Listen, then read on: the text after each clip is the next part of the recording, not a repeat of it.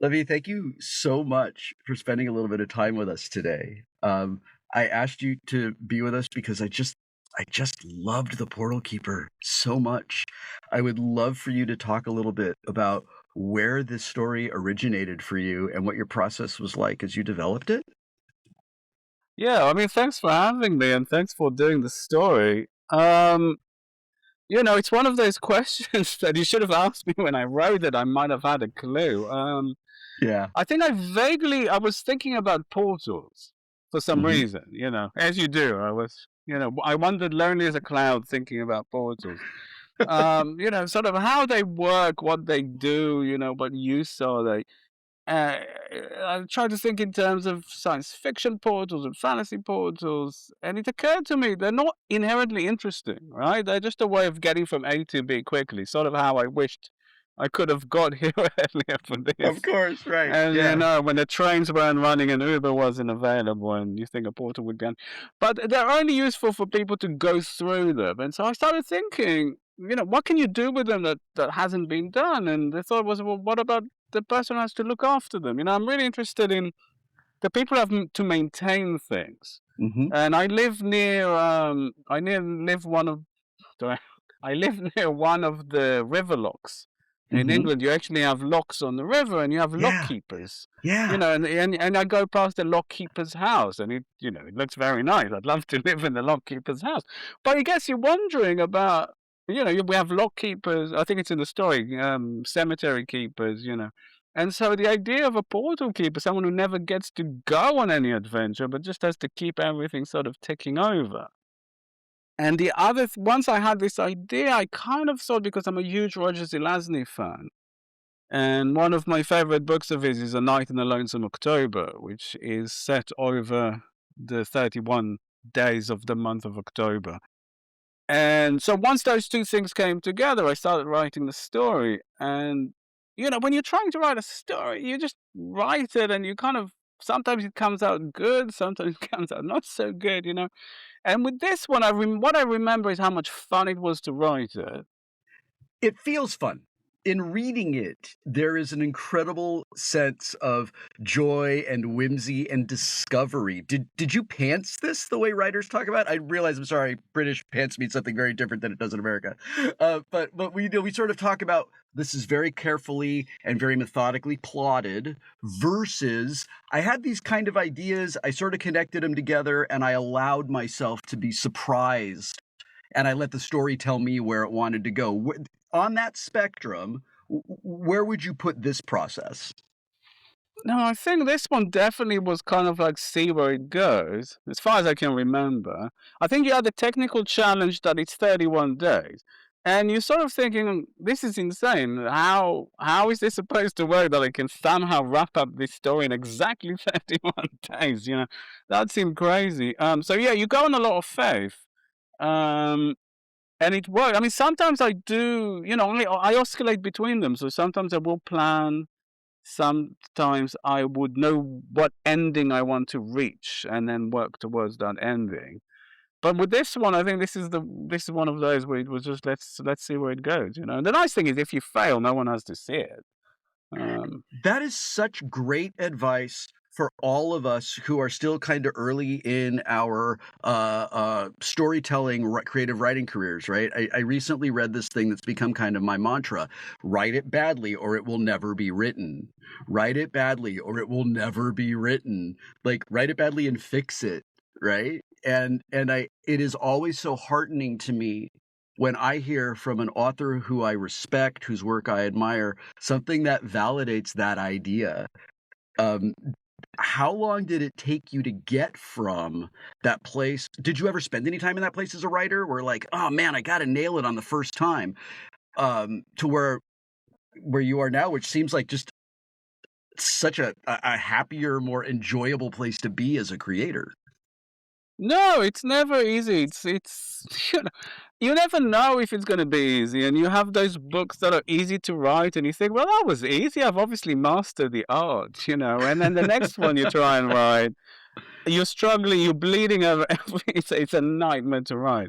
Um, I think Jeffrey Ford, who's a very, very good fantasy writer, said all you can really hope for is that your batting average improves over time. You get more good than bad. But yeah, I think everyone has a hard drive full of terrible novels that no one has to read. And from time to time, I think, or short, I've got so many short stories or short stories that started and never went anywhere. And I sometimes say I should probably delete all of that. The way people used to burn their manuscripts in the old days. I've had these days where I'm working on something and my process is sort of I just set some time aside and I'm just going to be here for this amount of time. No one's going to open the door and I might get 3,000 words. I might get 50 words. I don't know. And I sometimes at the end of that writing session, I look at what I have and it just doesn't feel impressive, right? It doesn't feel like I've worked for 5 hours because I don't have a room full of balled up pieces of paper on the ground like I would have 20 years ago. Do you have a similar process? Because you're talking about keeping it, throwing it away. I used to throw away stuff that I didn't like, but now I keep everything because I never know when something in there is going to end up sparking an idea or somehow helping me solve a story problem. Well, I can't delete anything. I can't bring myself to delete anything. So the trick is you make what's called a cut file. I'm going to just cut and paste it into another file where my perfect words are saved forever. And of course, as soon as you cut it, you're never going to look at it again. It's gone, but at least it's somewhere. I think the worst part is when you're writing, and I'm easily pleased. Yeah. I think oh yeah, I've done really good work. And then it comes to reading through the manuscript and you suddenly thinking, this is awful. This is awful. Or you get to the point where you think, I have no idea if this is good or bad. I can't see it. I've been too much in it. Yeah. It doesn't feel good, but I'm gonna go on, and then it goes out and people seem to like it. Is there some that is a very familiar experience for me. It took me a while to understand that there is a part of my process when I am in that journey from idea to publication. The closer I get to publication, there's going to be a moment where I am absolutely convinced I'm a fraud. This is terrible. It's the worst thing I've ever written. Everybody hates it. Everybody hates me. I should never try to put words down on paper ever again. I figured out eventually after like really, kind of like hanging on a cross feeling like that. Oh, this is just part of the process. This is my internal editor going, you're very, very close to getting where you want to go. And I just want you to see the things that you need to change. Is your experience similar to that? Do you have that moment? Yeah, I mean, it's firstly, you're so sick of your own writing by the time it's gone through the various stages. I've just had to do proofs on a new book that's coming out, and I loathe it. Did I write it? Who's going to read this? It's dreadful, But I've read this so many times now, or I've gone over it so many times that I can't see anything good about it at all. I just have to assume that at some point I like this enough. So you just sort of trust yourself, right? When you get to that, Mary Robinette Kowal told me that when we get to that point, to trust our taste, to remember this was a great idea when we started it. I mean, yeah, it was always a good idea to begin with. Yeah. No, I mean, the other ways I always for me, I only enjoy the writing part. I don't really enjoy the publishing, the editing, occasionally being invited somewhere at someone else's expense is nice, but Of course, especially we love that. especially if there's beer involved. I'm on the first flight out, That sounds awesome. but so as far as I'm concerned, once I've written the book that I wanted to write, that's the book I keep, and what comes out is the book that other people had, told me to move things around and change Yeah. things and whatnot. And I don't consider that my book at that point. It's out there and people can do. So I don't get offended by bad reviews either. I'm kind of like, okay, that's fair. It's fair. I find that, but I don't mind a bad review if I feel like it's a Roger Ebert always said I review something and I try to just review it based on what it wanted to be. Like this movie was promised it was going to be this. Even if I didn't like it, if it successfully did that, I should give it a good review because it did what it told me it was going to do. And I just think that's a great reminder that a review, a bad review can be really useful if they're saying, he was trying to do this fantasy thing and it just didn't quite get there. Okay, cool. Next time I'm going to focus on working that out a little bit more. Do you find that, that when you respond to that kind of feedback, how do you choose what to internalize and what to, how have you learned, okay, this is useful, this is noise? I think it's all noise. And I find even writer friends are absolutely useless. If you want to ask them for feedback, Yeah. then they're not interested. They're absolutely useless. They're like, yeah, I don't know. I think maybe I don't know. I try. You'll figure it out. I think the most I ever did was I wrote a book called A Man Lies Dreaming, which is still one of my favorite books. And it's a ridiculous concept that shouldn't work. It's about Adolf Hitler as a private detective in an alternate history Britain, and it's very explicit and graphic and very funny. And it's the book that gets the reviews that say this is an absolutely disgusting, appalling, the worst thing I've ever seen, 5 stars. But I wouldn't recommend it to anyone. It's Is that. it because in the story of this, did you manage to humanize one of Yeah, history's I greatest hope so. monsters? Yeah. Wow. I mean, that is no small feat. But I love that. I love that people go, this is absolutely the worst thing I've ever read, 5 stars. But I can't imagine who I could recommend this book to. Yeah, So, yeah. so I like that. But yeah, because you get reviews, and you know what it's like. You get reviews that say, "Oh, the greatest thing ever." You Yeah. get the reviews that say the worst thing ever, and you get the reviews that say, it was okay. And so you stop paying attention because everyone's going to have a different opinion. All you can hope for is that the good reviews maybe skew a bit higher than the average reviews. But yeah, it becomes a bit meaningless. And I also have a healthy enough ego. I don't care that much. I made a choice at some point to treat all of that stuff as not reflective of my value as a person or a creator. And I just look at it as how useful is this going to be in marketing and promotion? And is this going to make it possible for me to do the next thing? That's Right. how I try to take all of that in, because I cannot imagine being a creative person and caring about what a critic says. It's got to be so hard for people who are not able to separate themselves from that creative part of themselves. Have you always had this this unflappableness in the face of reviews? No, I mean I still get annoyed occasionally, but I mean when you start, you're no one, and you Yeah. still start, and you said, and actually I found it really exciting that I could send a story out to someone, some $10 magazine, Hmm. and get a rejection because that meant someone actually read it, which was Yeah. amazing. The only problem is once you got your first $10 payment, the high is not the same, and the next thing you need your $20 payment, and the next thing you know you want your TV option, and next thing you know you want your translated. So it never stops. You're just chasing that.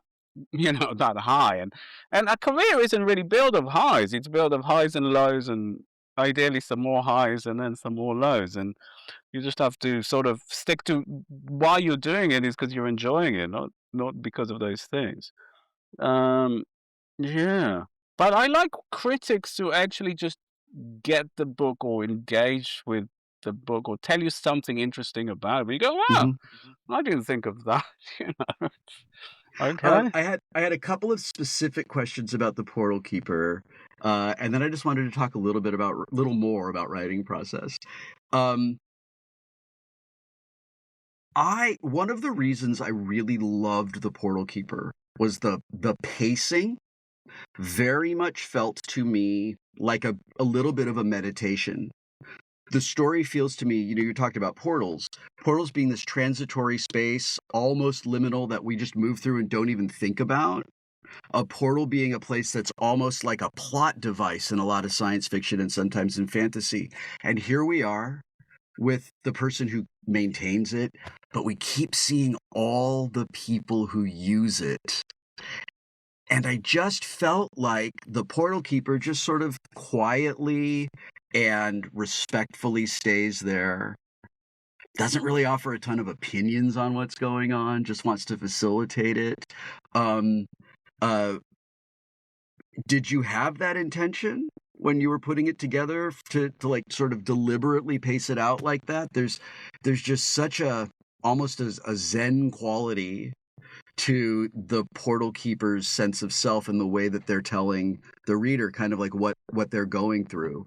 Is that in the text or is that in my head? Yeah, I mean, your guess is as good as mine, but Okay, that's the fair. I think it's because it was going for a certain, and it's very much not my thing. I have to say, a lot of my books can get very action, plot, violence, so on, and Yeah. this is very much a cozy. This is Yeah. a cozy little thing, and it's so not me. I thought, oh, that's nice. I got to do something different.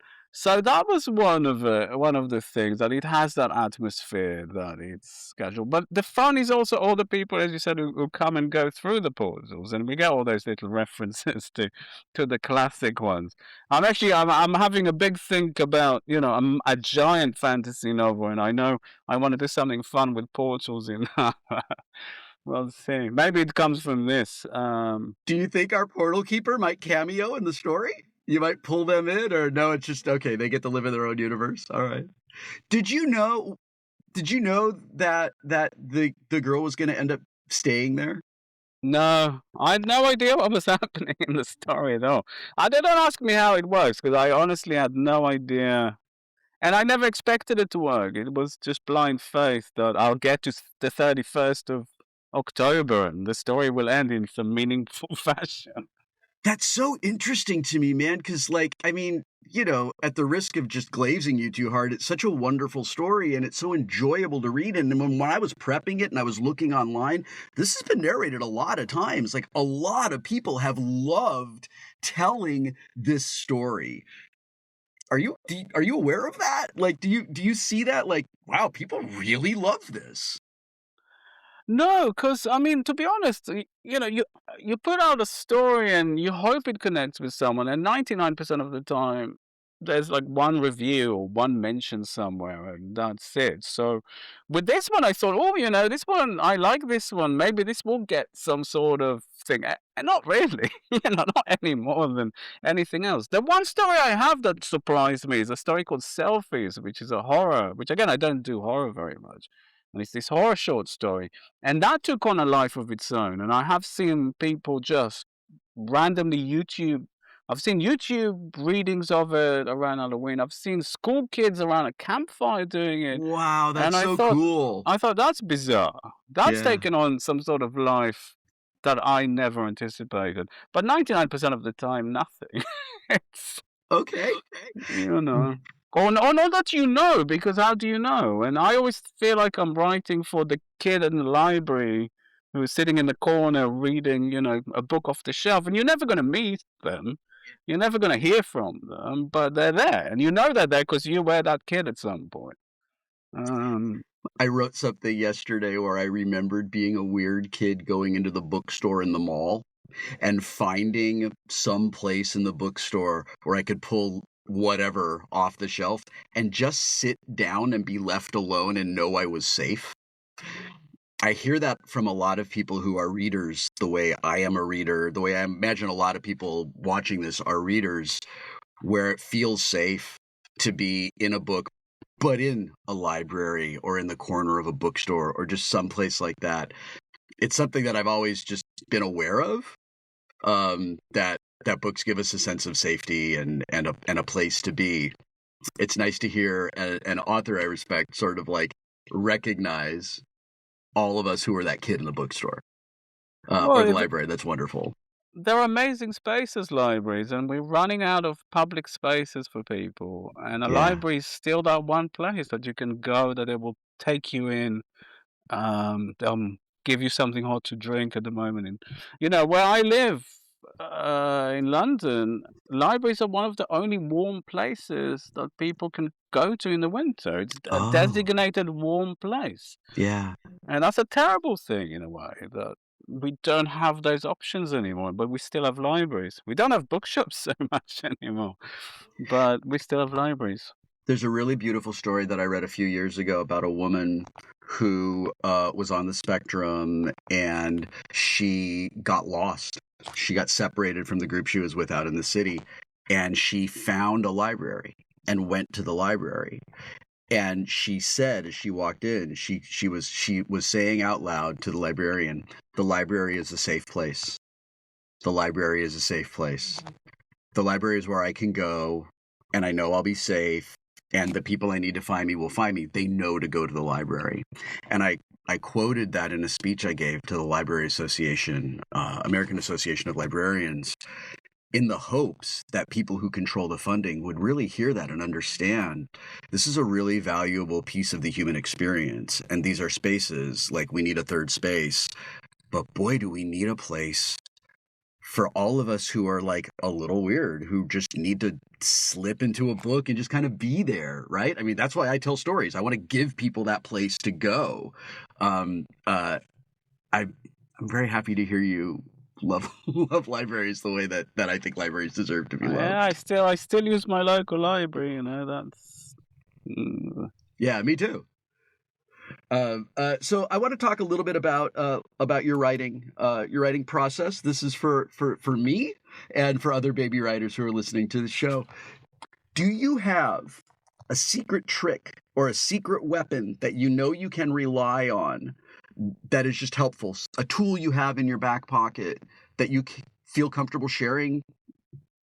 I wish there was. I mean, I wish there was. You know. That is an Um, entirely acceptable answer. I mean, I would definitely accept that answer. Like, yeah, man, you just got to do it.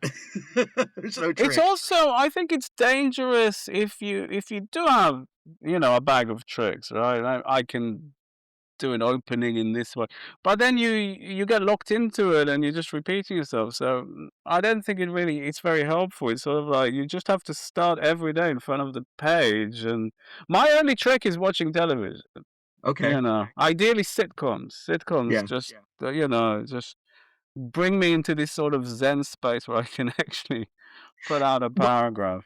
do you find yourself, so sometimes I will do that as well. If I'm working out a story or something, I might put on TV or even put on a record.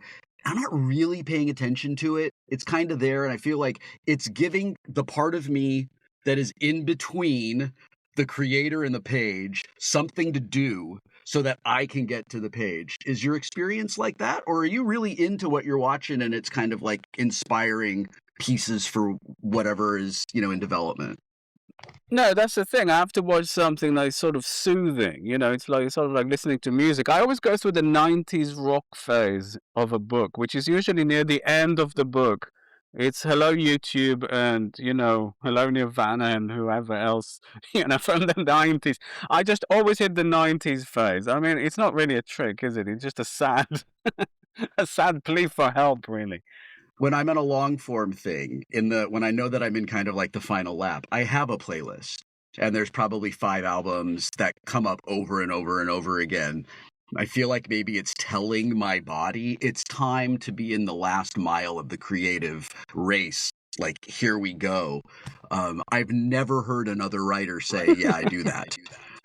Yeah, I That's mean, wild. the danger is when you hit, you know, too much Radiohead in a row, I think, and you can feel yourself just how depressing. I mean, how depressing is that? Like, you can do four, but you do a fifth, and that book's gonna go some dark places. Man, for whatever reason, I heard Paranoid Android the other day, and without realizing it, I was suddenly back on my Radiohead bullshit. I was just like, "Oh, apparently I'm only listening to Radiohead today." And you're absolutely right. It really affects the tone, and the pace of like what I do. That's really funny to me. Was there a moment in your life where you knew, I am a capital W writer. This is who I am. This is part of my identity. No, I mean, you know, it's the only thing I ever wanted to do ever since I was a kid. I guess ever since I learned to read. But it also seemed like the most impossible and preposterous thing to do, especially Mhm. writing science fiction and fantasy where I grew up. It just, you might as well be living on the moon. So it was sort of, and I still can't quite understand how I'm doing this for a living. It's a bizarre thing. So I can't take it very seriously because to me this is sort of a hobby that people occasionally pay you for, but you would do it regardless, you know. Have you had that moment where someone tells you, like, "Go get a real job," like, what you do? Like, I run into that all the time. Like, "Go get a real job, go do something. You're this isn't a real job." Well, other than my wife, you mean? Yeah, no, I don't get a real job. No, I want a real job. I don't particularly, I don't particularly want to do this full time. I was looking at it today actually, and I was like, I have no transferable skills. I'm completely useless. I can fix Windows 95 for you. I strongly disagree that you're useless. I think that what you're doing is extraordinarily important, and really valuable. I just push back on that idea. Um, what inspires you? What are you reading or listening to or watching right now? That's a good question. What am I really? Well, talking about 90s rock music, but I discovered a band called Dury, I guess. Yeah? Dury, Durry, Uh-huh. who Yes. are yeah, a new band but with a very 90s sound, and that sort of popped up, and I was like, oh, this is very me. This is this is very me. So I've been listening to those guys. And the problem is I sort of ran into this thing where I got this enormous Polish science fiction novel called Ice, which is just came out recently in English. Mhm. It's by a Mhm. guy called Jacek Dukaj, and it's Mhm. 1,200 pages long. And Okay. Little light reading for the plane? well, it's a very good read, but it's dense and Yeah. it's long, and it's Mhm. considered the greatest Polish science fiction novel of all time, etc., etc. But I've Is it been reading it recent since. or is it from, like or is it, from the before times? No, it's from like the early 2000s, I think, Okay. 2007, not even that early. But the Okay. English translation only just came out. And I've been reading it since Christmas, and I've sort of squeezed a few books in between, just because it's so long, and you can't read it in one go. You have to sort of read a little bit and stop. But it's very, very good. I mean, it's very good, and I am determined to sort of get to the end of it. And I'm not in a rush, You don't have to rush the whole reading experience. Are you a reader who has, like, a bunch of things kinda going at the same time? At any given moment, I'm usually at various stages in, like, maybe 3 or 4 different things, depending on kinda, like, where I am emotionally when it's time to read. Do you work the same way? Yeah, it's also a lot of the reading I do is more non-fiction because I'm Mhm. researching something or I'm looking up something. So reading for fun is almost something reserved for, for travel, for flights. I get that.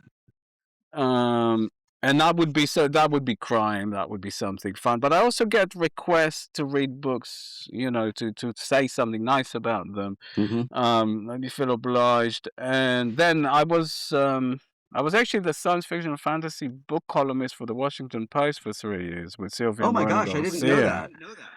Yeah, it was pure luck. I mean, Sylvia, they asked Sylvia and she asked me if I wanted to do it. That was it.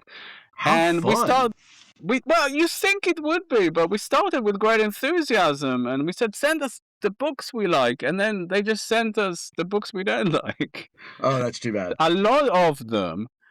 And so, and after 3 years, we said we quit. And the first thing we did was basically write to all the publishers and say, please stop sending us books. We don't want any more books. So I was a bit traumatized by it after 3 years. I had to take a big step back from any kind of fantasy or, you know. But no, I get to read books. I don't know. I get to read books, I guess, is the takeaway from this. Sure.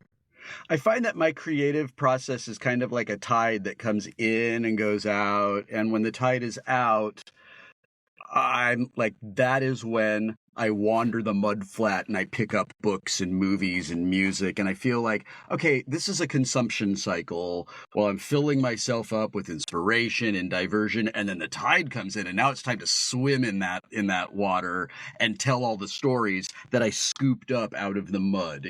Do you go through a similar input output cycle? Well, it's terrible because firstly, you have that thing when you finish, especially when you finish a long project like a novel, you almost go through bereavement, which I've heard from a Sure. lot of writers.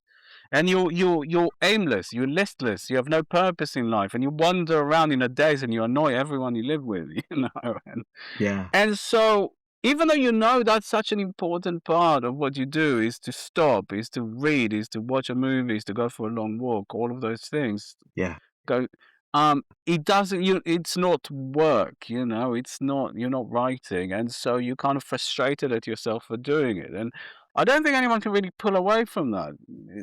You always feel guilty if you're not doing it, but I have to tell people, there's this enormous amount of time in my creative process. It doesn't look like I'm working. It looks like I'm goofing off. Like, it looks like I'm playing an arcade machine, or I'm building a Lego set, or I'm, going running. But while that is happening externally, internally, I'm working it out.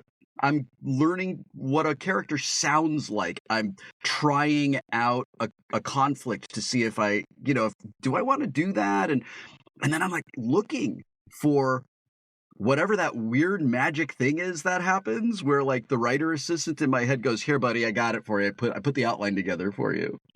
Um, uh, it's I think you have to get how to the do you get through that without letting the guilt make you feel like I should be working more? You don't. You have to get to the point where you're so frustrated that the frustration makes you start, even though you're not quite ready yet. But you have to do something.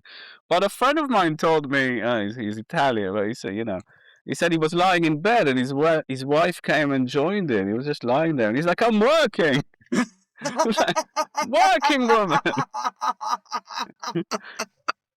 Oh, that's so horribly relatable. Um, Uh, um, No, I'm saying I became very good at working around the distractions at this point. I work probably 5% of my days. 95% distractions, 5%, work. But that's not a bad ratio in our business. Uh, every author has something that we have written that we love that we really just we can't stop talking about, and we kind of wish that more people had experienced it. What's yours? I mean, the problem is I love my weirdest stuff.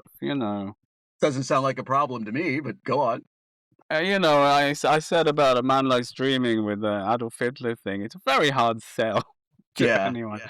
So I'll give you just my two weirdest ones that I really Okay. love. But I did a short animated movie. I mean, I wrote a short animated movie called Loontown, and it's actually filmed in live action in LA around Los Angeles.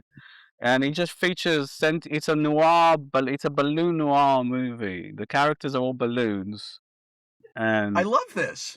it's a noir. But I love this beyond anything. But it's a very hard sell to someone. Say, go and watch this. I think it's 18 minutes or something. Go and watch an 18-minute noir film with balloons. And we Where can always we find it? well, it's on YouTube now. It's done a bunch of Great. festivals, and it's made its way to YouTube. That's amazing. We say it's the Citizen Kane of balloon noir films, basically, just because it's the only one. I was gonna say, is animated balloon-based shorts, is that a pretty deep genre, highly competitive for eyeballs?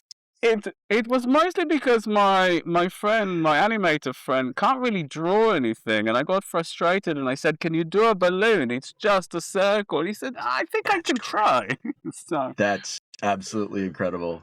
the world building is completely worked out from the fact that they're balloons, which is what I like. So it makes complete sense in the slang, the hardboiled slang all relates to balloons, and the plot makes absolute sense within that world. So I really enjoyed it, but I can't get anyone to watch it. Well, listen, hopefully you get the story time bump. I don't know how big the bump is. It's going to be at least 2 because I hear Gabrielle laughing on the other side of the glass, waving at me like we're absolutely watching this as soon as we're done. And I know I'm hyped about it. And I'm pretty sure I'm going to be able to sell this to my wife and both of our kids without any difficulty at all. So you're going to get at least 5 new views. Well, let me just say and I hope that you enjoy every one of them. there is some balloon sex There's a Perfect. balloon I mean, sex. listen, I was already on board. You don't have to sell it even harder, but yeah, great. I love it. So I think my friend was laughing so hard when he was recording balloons rubbing against each other that it was it was I very can't hard wait. work. I'm really looking forward to enjoying this. We will ensure that at a link to this is somewhere in this episode description, so it'll be easier for you, dear listener, to find. Um, um, I would love to give you the opportunity to hype up somebody who you think is terrific, that you just want to put some eyeballs on. Who do you love? Who are you excited about these days? I mean, I don't like anyone, it's Okay. No, I had this, well, boy, but I had this very nice writer come up to me at some convention, and she was the guest of honor. And she said, I came across your anthologies of international science fiction. I did this anthology called The Best of All the Seth. And she said, what I really liked about it is how nice and chatty you are about all the authors in your story introductions. And I stupidly said, oh my God, it was so hard to lie so much because I can't stand them because they're so needy. I love writers at any time other than when I have to deal with them professionally, when they become the neediest and the most annoying people you can imagine. But having said that, I should say I just got a new book to blurb, to provide a nice quote Yeah. from a writer that I do adore, and Yes. it's an Indian writer called Kujali Manikavil. Hmm. And she wrote a couple of really brilliant short stories collections. Writes stories the way no one else writes short stories, basically. And this is her first novel, and it's got a very long title. It's called A Compendium of Supernatural Entities Found in the Government Girls Higher Secondary School. That's And wonderful. it looks brilliant. It looks Yeah. brilliant. Gosh, thank you for that. I can hear people opening up another browser tab to go to bookshop.org and grab it. That's awesome. I really recommend her short story collections, but I think the novel also looks fantastic. So that's my next read. That's great. Would you hype yourself up a little bit? I've lived in England too long to be good at it. I thought you were gonna say that. It's the classic problem of the guy who comes to the party and he says, "I'm just like you guys, I'm just one of you." And after two drinks, it's, "I'm the greatest writer in the world, you idiots," So, I mean, I have to say, getting a World Fantasy Award was nice insofar as I could actually stand up a bit. Because I could say, well, I have one of those. So, Yeah. not that it helps you much in the real world. Know? Isn't uh, that funny? We every now and then I've gotten recognitions that feel like, how in the world did I get that? And then for a couple of weeks, I'm insufferable. And all I do mm. is talk about it. Like, hello, I'm New York Times bestselling author Wil Wheaton, or hello, I'm Saturn Award winner. I do it to my friends and my family until we're all exhausted by it. How long does that last for you? Just like the joy of it before it's like, all right, it's time to get back into the mine and start digging. Yeah, I mean, you got to take it when you get it because there's so few of them that come, really, But Yeah. also, in your real life, no one cares, which keeps you grounded. Who are you gonna brag to? I'll tell you, my dad. This is one of my favorite stories. My brother told me this. Is my dad was talking to some cousin in America, and he says, he says about my brother, he's a captain now, but only on small airplanes. And he says, and Levy, he sold a movie to Hollywood, but not Spielberg. It's really important to just qualify everyone's successes with how it's not quite good enough. So it's never going to be good enough unless I sell Steven Spielberg a movie at some Right. point. And I've had Okay. 25 years of this now, and yeah, it's where do you market? So just take the little joys, I think, when you get them. That's wonderful advice. Okay, my last two questions. What's next? Are you working on something right now? What do you want to promote? What do you want to let the audience know about? Okay, fair question. So the book I've got coming out literally in the next 2 weeks is which is very similar in a way to the Portal Keeper in the vibe. You know, it's very Hmm. gentle. It's a book called The Three Coffin Problem. Okay. And it's just a collection of my Judge D vampire mysteries, which are very, very silly vampire mysteries set in medieval something. You know, it's sort of like the Goldbergs. It's the Yeah. medieval something, so I can mess around with it. It's just a vampire judge and his human assistant traveling around Europe solving really stupid mysteries involving vampires. Oh my God, that sounds like so much fun. It really is. It's also the only thing I've written that people seem to really actually enjoy, which gives me pause that people actually enjoy it. You know, I always feel like I'm the sort of writer that is good for you. You know, I'm like carrots. I'm good for you. You should, but you don't really enjoy them. Of Um, course. Yeah, yeah. You're. It's time to take your vegetables. Read this book. yeah, but this one is more sort of like the popcorn that you actually kind of enjoy having. That's great. And at this moment in the midst of the horrors, for real, like a novel that's like a collection that's like popcorn is exactly what the doctor ordered just to get through like this day of horror and the next day of horror and on and on and on. Well, I've just come off doing 4 serious literary crime fiction, sort of historical literary crime fiction novels, very big books. Yeah, And even I got tired of being a serious author. It was nice being a yeah, serious author. You get treated better, I have to say. yeah, You get the better sort of reviews, and you get the fanciest sort of literary festivals. But yeah, even I was getting depressed. I was like, I need to do fun for a bit. I can't yeah. keep this up. So the next 3 or 4 books are all fun, sort of core genre books. I've got a giant space opera coming out next year. Because everyone should write one giant space opera, with That's great. I mean, it has to be giant. It has to be, galaxies getting destroyed left, right, and center. Spaceships. So that was a lot of fun. But yeah, the Uh, next one that comes out is the Judge D mysteries. that sounds fantastic. I'm gonna pre-order it when we're done, because it is extremely relevant to my interests. Finally, one of my aims with It's Story Time is to introduce readers and listeners who don't yet know how much they love you th- to your work, right?